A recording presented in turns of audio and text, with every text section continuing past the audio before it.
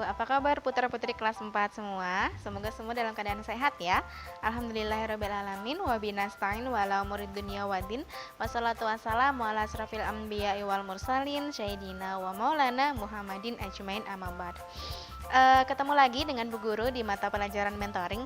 Walaupun mata pelajaran ini tergolong baru ya untuk kalian, insya Allah tidak akan loyo gitu ya, nggak akan lesu walaupun nanti mentoring selalu dalam keadaan virtual untuk sementara ini.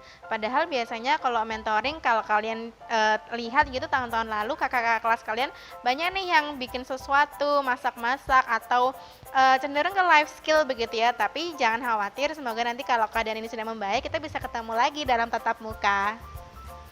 Nah, pertemuan kita yang kedua kali ini masih bersama dengan Bu Sus ya, semoga nggak bosan. Sebelumnya Guru akan review sebentar, review sedikit begitu materi mentoring yang kemarin, karena kemarin kita belum bisa ketemu seperti ini ya anak-anak. Nah, mentoring kali ini masih tentang akan membahas tentang sirah, yaitu sirah Nabi Muhammad SAW dari kelahiran sampai remaja. Berikut ini adalah kisah kelahiran Nabi Muhammad sampai remaja. Beliau dilahirkan dari kalangan termulia di kalangan bangsa Arab, yaitu dari kalangan suku Quraisy, keturunan anak cucu Bani Hisham. Suku Quraisy adalah kabilah Arab yang terhormat. Dalam hubungan ini kita jumpai sebuah hadis yang diriwayatkan oleh Ibnu Abbas radhiyallahu an. Sesungguhnya Allah telah menciptakan makhluk, lalu Ia jadikan aku sebagai orang yang paling baik. Kelompokku dijadikan sebaik-baik kelompok dan sebaik-baik anggota kelompok tersebut. Kemudian Allah menyeleksi kabilah-kabilah yang ada, lalu Ia menjadikanku orang yang paling baik dari semuanya. Kemudian Ia menyeleksi semua keluarga dan rumah tanggaku adalah sebaik-baik rumah tangga.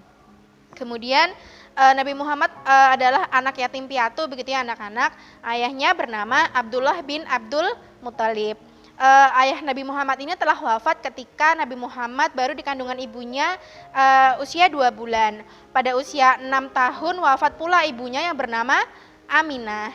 Dengan demikian sejak kecil Nabi Muhammad telah merasakan kepahitan hidup tanpa kasih sayang ayah dan ibundanya.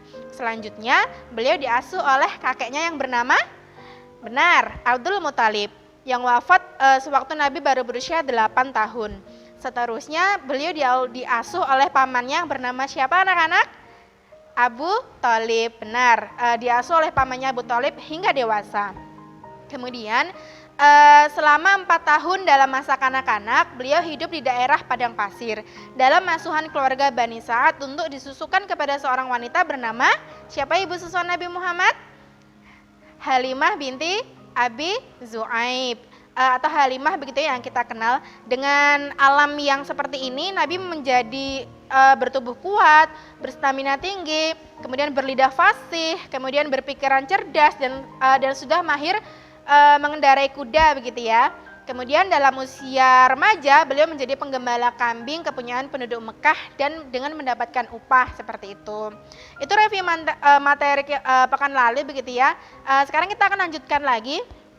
Setelah Nabi Muhammad tadi lahir, kemudian sekarang sampai remaja, dan ini adalah kisah Nabi Muhammad dari remaja hingga menjelang kenabian. Nah, tadi sejak berusia muda kan beliau sudah dikenal nih oleh masyarakat sebagai orang yang sangat jujur, supel, tepat janji, berkepribadian dan menyenangkan dalam pergaulan. Itulah sebabnya Khadijah nih mempercayainya untuk ikut memperdagangkan barang-barang jualannya ke kota Basrah bersama dengan kafilah lainnya yang biasa berangkat sekali setahun. Nah, gaji yang diberikan Khadijah ini kepada Nabi Muhammad 2 kali lipat gaji kebanyakan orang. Dan ini ditingkatkannya lagi gitu ya. Jadi Nabi Muhammad dapat gajinya lebih banyak gitu karena setelah mendengar cerita Maisarah tentang kepercayaan dari Nabi SAW dan setelah melihat banyak keuntungan yang diraih sebagai hasil perdagangan. Kemudian bahkan lebih lagi gitu ya untungnya, dan Khadijah pun lalu berniat untuk menjadi istri Nabi begitu. Kemudian ternyata Nabi Muhammad juga menerima pinangan Khadijah begitu ya. Kemudian beliau juga pernah melakukan dua perjalanan keluar kota Mekah.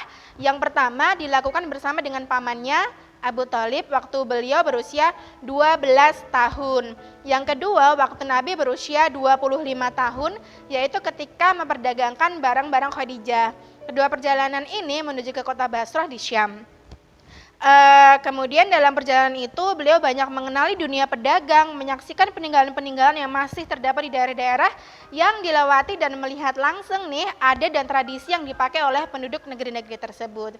Kemudian beberapa tahun sebelum Rasulullah menjadi Rasul, beliau dijadikan Allah untuk suka menyepi di Gua Hira begitu ya anak-anak, tak jauh dari kota Mekah Gua Hira ini. Kemudian sebenarnya Gua Hira ini terletak di sebuah bukit di sebagian timur kota Mekah. Di sanalah beliau selama 1 bulan merenungi kebesaran-kebesaran dan kekuasaan Allah hingga turun wahyu pertama sebagai permulaan pewahyuan Al-Quran.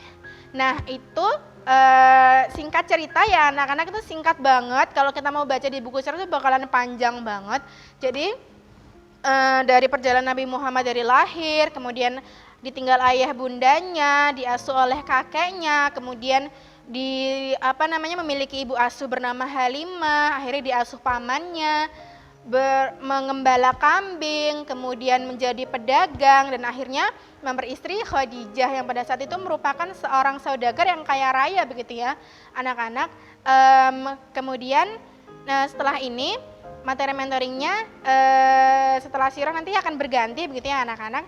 Tapi untuk hari ini kita cukupkan begitu. Jika nanti ada pertanyaan nanti bisa langsung jawab di Bu Guru ya. Jangan lupa subscribe, like, comment, and share video ini. See you next week. Wassalamualaikum warahmatullahi wabarakatuh.